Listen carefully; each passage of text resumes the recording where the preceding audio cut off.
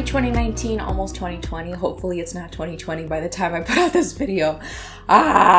It's good to see you guys. I know it's been a minute. I could give you a whole list of reasons why I haven't been around, but basically we don't care about that right now because we are talking about the difference between 2009 me and 2019 me. Kind of feels weird to do nines and not like 2010 versus 2020. Like that feels nicer, but as it happens, the oldest sketchbook that I have to date is from 2009. So I kind of figured this was like the best and only opportunity I had to kind of show the difference in style, in subject matter, with growth, and also it's literally a decade's worth of sketchbook inspiration. So I figured if you're going into 2020 with an art block, cough, like myself, this might be a really cool video to watch just to kind of get your creative juices flowing. So without further ado, let's go back a decade and see at the stuff that I've created.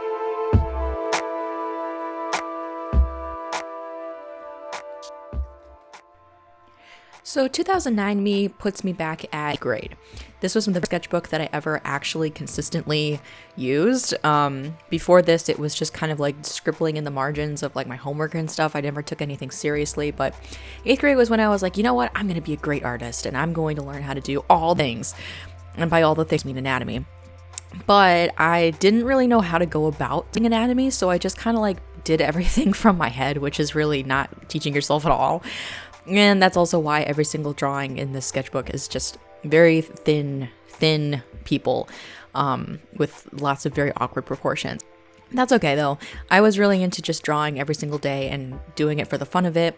Every single thing is done in pencil. I didn't know really how to do any other mediums properly, but this was what worked for me, and I was still just kind of like figuring out how I was gonna be the artist that I envisioned myself becoming. 2010, 2011, 2012, I don't really have anything to show for it.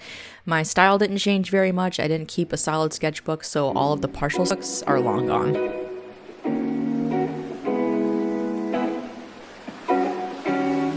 2013 puts me at, I think, junior year of high school, and this is when I finally discovered Camila Rose Garcia, who was the catalyst for me being like, you know what, I'm gonna take this whole illustration thing seriously, and I really want to like become a really good artist and stuff. So I copied a lot from her. I used a lot of watercolor and ink because she used watercolor and ink, and that's why this sketchbook is full of watercolor paintings, because I was trying to get better at that medium. And also I was really into like kind of gothic, creepy, cute, dare I say Tim Burton style. I comment so freaking much in high school, but I kind of actually think it suits stuff that I was doing. But in any case, so I was doing a lot of stuff in my sketchbook, and I was also doing lots of other paintings that I think I'll be showing in this video, and having a really good time of it. And because this was the first time that I kind of like made something good, my reputation in the school soared, and I really fed off of that because I was like, oh great, I'm actually good at art now. So for this entire year, I kind of shoved myself into this self-imposed box, just doing watercolor and ink, gothic-y kind of stuff, which totally had detrimental effects for the next few years, which we'll get into there. I was also practicing anatomy a little bit more, trying to get a little bit better at it, a little bit more realistic. Definitely have come a long way since 2009, as you guys can probably already tell.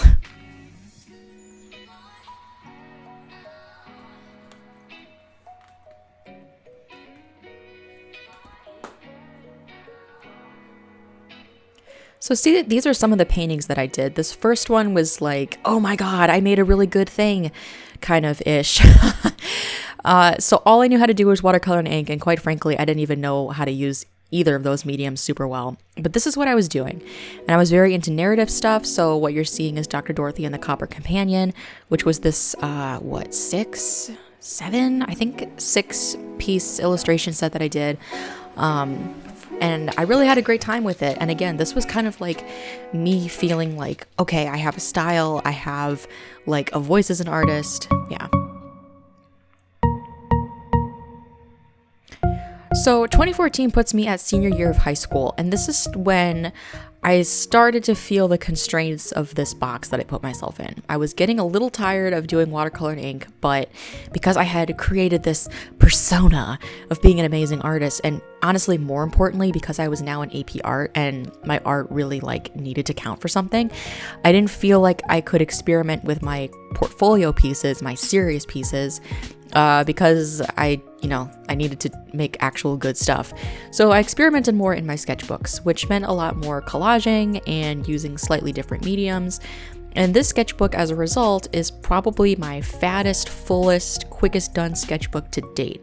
So this entire sketchbook, which is huge, by the way, only was done in 3 months. That's it. I was just going to town in this thing because I needed a place to kind of get that creative outlet out. And I'm, still proud to this day of how it kind of looked.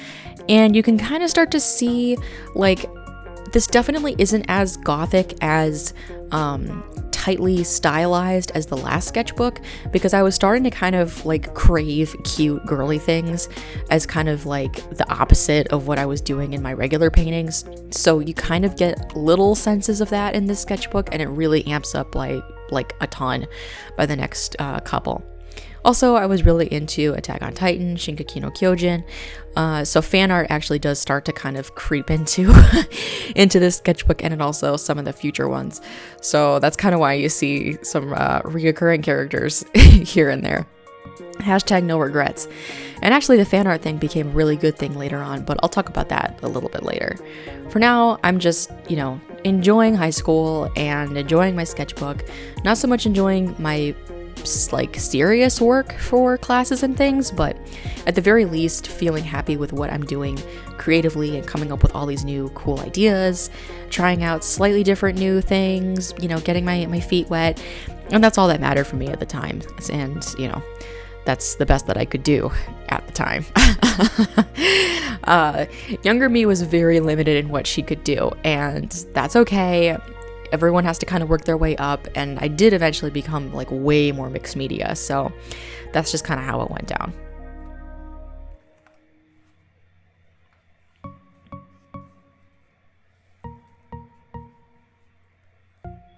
This next sketchbook is basically from the same area. This was the spring semester of my senior year of high school, and you can definitely tell the cute factor has definitely risen quite a bit. And this was also when I was starting to really feel self-conscious about my style. I should point out, I have always been self-conscious of my style, but definitely during this period of time, I was feeling like I need to do something different. I need to be cooler, stronger. My humans need to look better or something. So I spent a lot of time copying other artists and their style, observing other artists, drawing more figures, definitely doing a lot more cutesy stuff, still lots and lots of fan art. I mean, there was fan fiction too, but they're not in these pages. So because I was doing all of this fan art in these sketchbook pages, and because I was trying to expand my horizons ever so slightly, I was interested in doing digital art because I liked the idea of being able to change things if needed. That's the thing that always sucks about traditional art, is that it feels like, especially watercolor and ink, it's just everything is so effing permanent. So the fan art that I created in these pages eventually, led me to do kind of fan art on my tablet and post those images online, and that gave me the outlet that I needed to practice doing digital art without, again, submitting it for an assignment and feeling like it needs to be perfect. So I was able to kind of let go of that perfectionism in my sketchbook, at least just a little bit. Definitely still a perfectionist and trying to make every single page look good, but at the very least, there's that. So those were the sketchbooks. Let's show some artwork during that period too. So as you can see, I was basically doing the exact same thing as I was junior year, maybe slightly differently and maybe slightly better in terms of technique and handling of ink and everything, but definitely more of the same. And I was feeling really cramped, and my professor was telling me you need to get out of this box that you've put yourself in. You need to do something other than watercolor and ink, but here I was. And now the digital art that I was talking about. My friend and I, we had a Tumblr account that we shared, and we would post our own fan art. And, it was really nice because I felt bad about my style or my digital skills not being great, but I liked the fan art enough that I just kept on going with it and I didn't feel self-conscious. So this was my baby beginnings.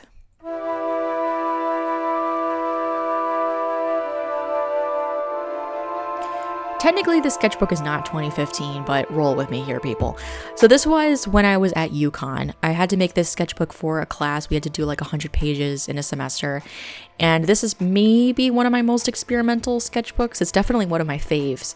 So when I was in UConn, I learned a lot more mediums in a really short amount of time. And I felt way more experimental, really like amping up my mark making, changing my storytelling thing. I was also really into Chaumet, the French animator. So I was doing a lot more like kind of cartoony, caricature-y style drawings, using a lot of ink, not like ink from a bottle and a brush like I was doing before, but more like ink pens kind of stuff. And I was like literally doing everything I could to fill up the pages. I mean, literally digging through trash bins in the print shop to fill up pages. But because I was just so inspired and I was having such a great time. Mind you, I'm saying this while I was going through a really dark time as seen by these black and white pages, but it's okay. Everything was fine. But I was having a good time and I was feeling more confident in my art again. Still not really sure what like a polished professional piece from myself would look like, because at this point I really just kind of wanted to ditch watercolor and ink altogether. I was that sick of it. But whatevs, you know, I was doing creative things, trying different things in my sketchbook, seeing what happens, seeing what works. Also being very inspired by James Jean, which is why you see his stuff kind of sprinkled throughout here. And just, you know, in general, having a good time. This sketchbook is so beat up. It like crackles with every single page. I love it. It is one of my very fond sketchbooks. Like, I'm still to this day proud of like what I was able to do in one semester, even with all my work. And that's the other thing. College is so stressful and like time consuming that this sketchbook really got me back into drawing for myself every single day rather than just getting wrapped up in assignments and hanging out with friends and partying and doing other college related activities.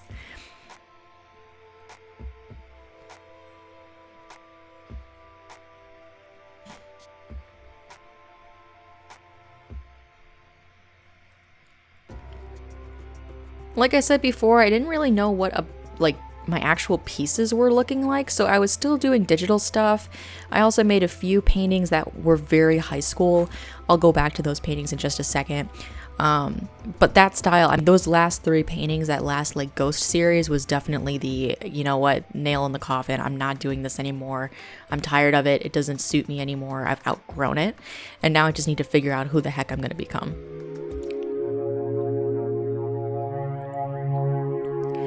2016, this was around the time that I transferred. So these are like kind of like the last months that I spent at UConn and then entering the 9-month period where I was living at home and not in school. And this is potentially my most abstract sketchbook out of all of the sketchbooks that I have to show. So at this point, I was really kind of figuring out, am I an illustrator or am I a fine artist? I was super into James Jean, as you can probably tell from some of the marks making that I'm doing here. And I was super mixed media, and I was just like, you know, I've spent all this time at UConn, and all the professors that have had a huge influence on me, they are all very fine arty. I haven't taken any illustration classes yet. So I was kind of feeling like maybe I should be more of a fine artist. I wasn't really sure what I was doing. But whatever. This sketchbook I just kind of filled up with tons and tons of experimentation, lots of different mediums and lots of different like just thingies, as you can probably tell.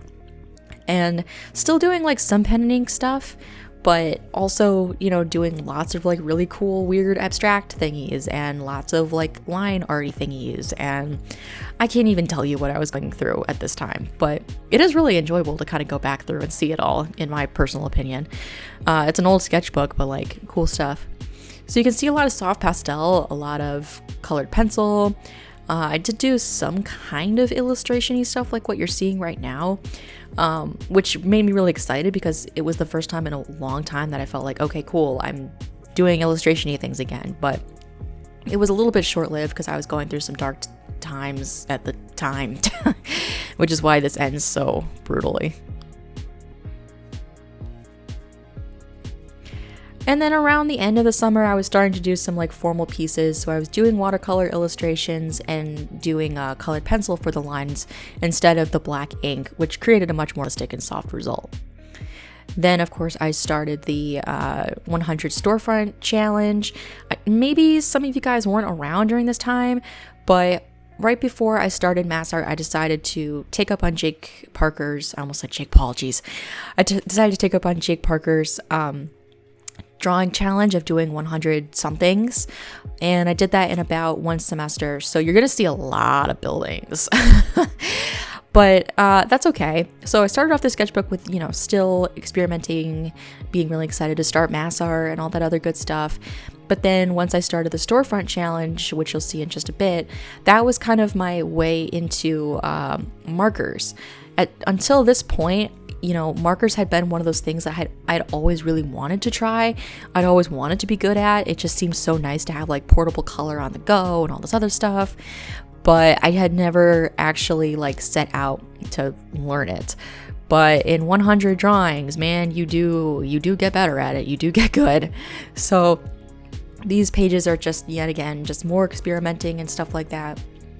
But also just, kind of delving into another medium. So kind of the second I left high school and I left behind this quote unquote reputation that I had built, I was finding it easier to like go into other mediums, try different things, and kind of be this new artist that I was like so desperately craving to be. Like I was really sick of gothic watercolor ink Biana, and I really wanted to see what the next Biana was going to hold in store.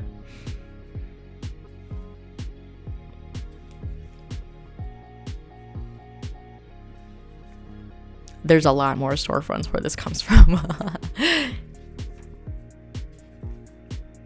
Like a lot more.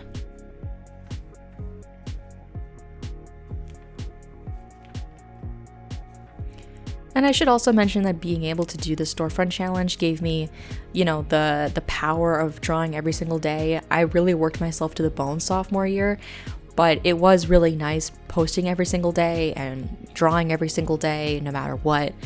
And it did a really good things for me. And it was kind of the best time of the day was when I was doing these drawings every single morning. It was really, really nice.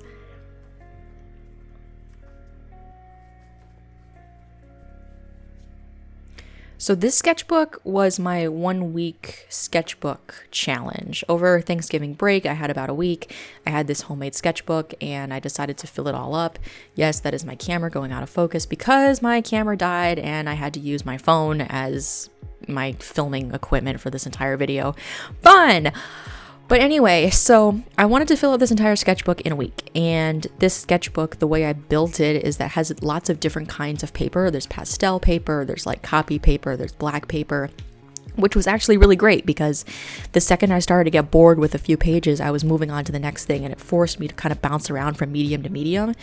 And by not being bored, I was able to like keep cranking out the pages, which is exactly what I was trying to do. And it led to a lot of more experimentation. It was a nice break from drawing so many storefronts over the semester. So there's that. And I was still kind of like practicing anatomy, practicing how to draw people. You're going to see so freaking much anatomy this particular like year. Because I was doing so much of that at school and so much in my sketchbook. But yeah, I was just trying lots of different things. The theme of this particular section of my life was trying lots of different things and mentally, internally panicking about what the heck I was going to do once I was done experimenting. Like, where was I going to land? And low-key still trying to figure that out to this day, but that's another topic for another day. Whee!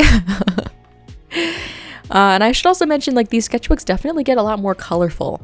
The ones from 2015 were way more black and white, but because I was experimenting so much more with other mediums like pen and soft pastel and stuff, I was able to just kind of like let go and see really cool, weird color combinations I could come up with, which is very beneficial. It's very good to, know your color theory because it's useful for quite literally every single medium except maybe like black ink and graphite. Scratch that. But yeah.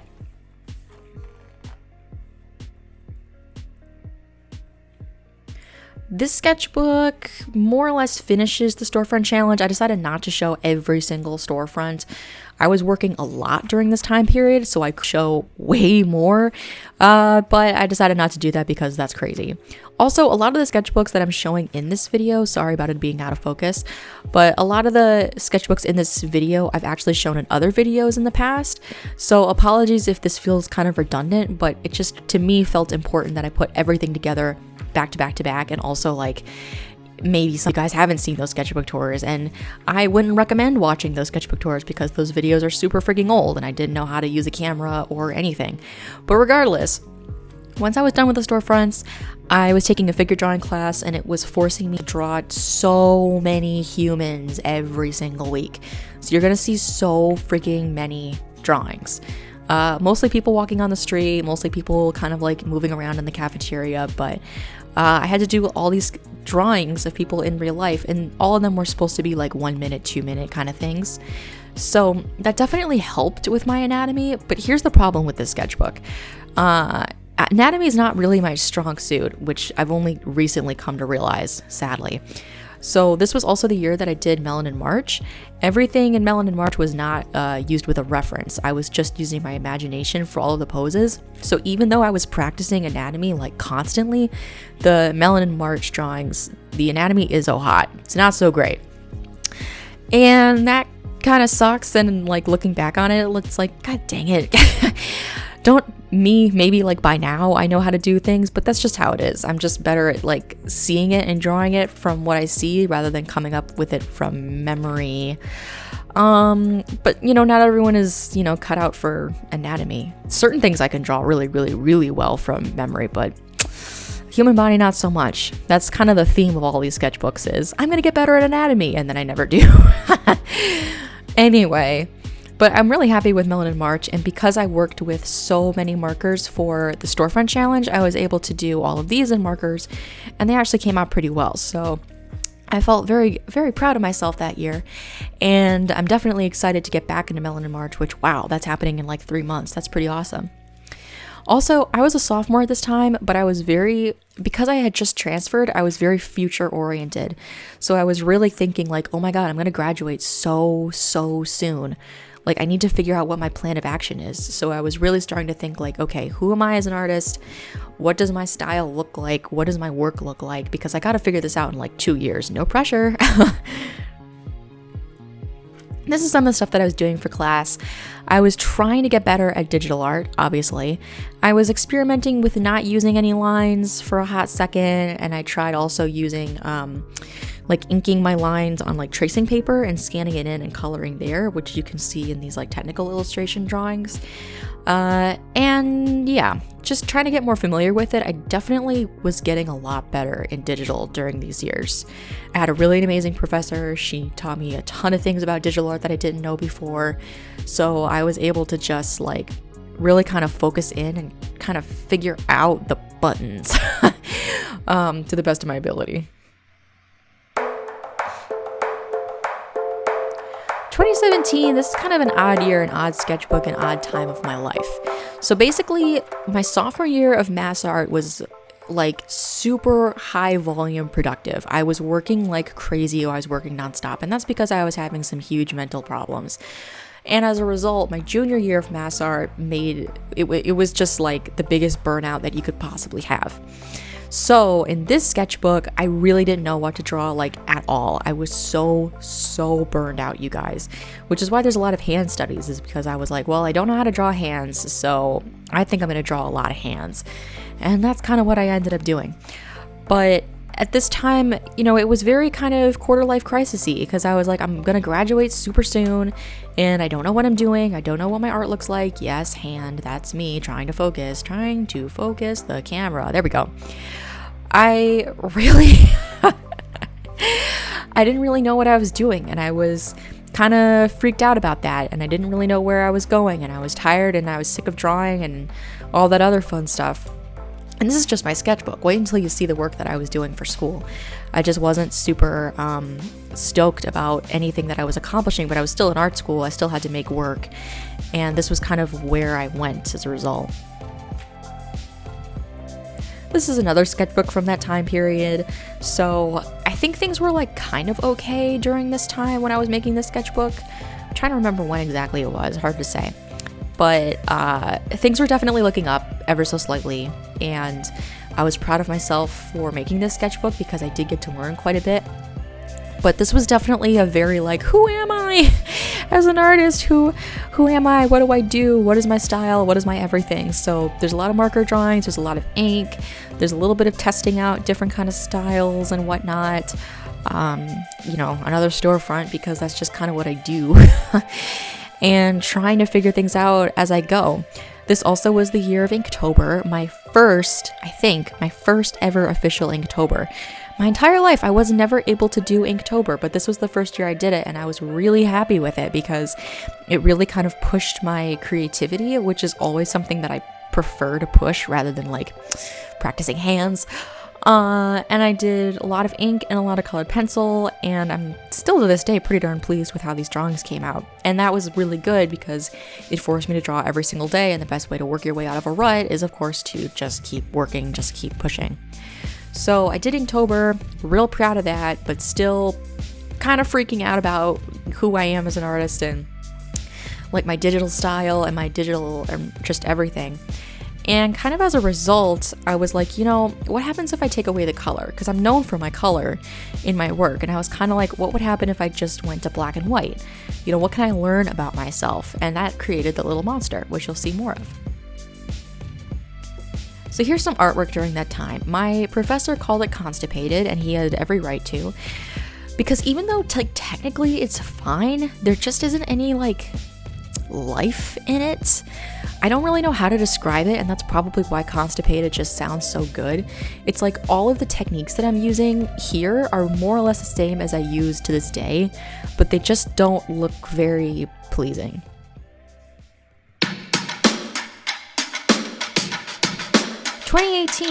This particular sketchbook is all black and white. I was really, really into the little monster. I was still totally trying to figure out what the heck I was doing with my own art. Here are some examples of things that I was doing in school. I was doing all my assignments digitally. I was trying to get out of the constipated look and struggling all the way. But that's okay because things definitely got a lot better during this semester. I felt like I was kind of feeling my Cheerios. And then we get to 2019, which is the best example that I have of this particular year. Yes, this is kind of old. Yes, I already showed this like a couple videos ago, but again, consistency and, keeping everything together in one place. So this is my digital style now, and low-key, high-key, my iPad is a huge thanks to this. Because I got the iPad, I was able to pull myself out of my drawing funk, and I was also able to experiment even more digitally. And now I'm at a point of feeling decently comfortable. I'm still I need to get better, I need to keep changing, but at least I'm okay. I'm okay. Thank you guys so much for watching. It was really fun to actually blow the dust off of all of these sketchbooks and go through them page by page. I don't think I showed every single thing in this video, but it was really cool for me to go down memory lane because especially when you're in an art block, you kind of feel like not only am I crap now, but I must have been crap my entire life. But actually going through it, it was kind of okay, I have more ideas than I think I do, and it was actually very inspiring for me to go through it, and hopefully it's inspiring for you guys as well. If you have a whole bunch of really cool sketchbooks on social media that you want to share, leave a link or whatever down below so I can watch them. And basically, I just wish you guys all a happy 2020 to your most creative and awesome year yet. And thank you guys so much for following me, for subscribing to me. One of my 2020 goals is to be posting more consistently. We'll see how that goes, but I do miss you guys, and I hope you're doing well. So thanks again for watching, and I'll see you in the new year. Bye!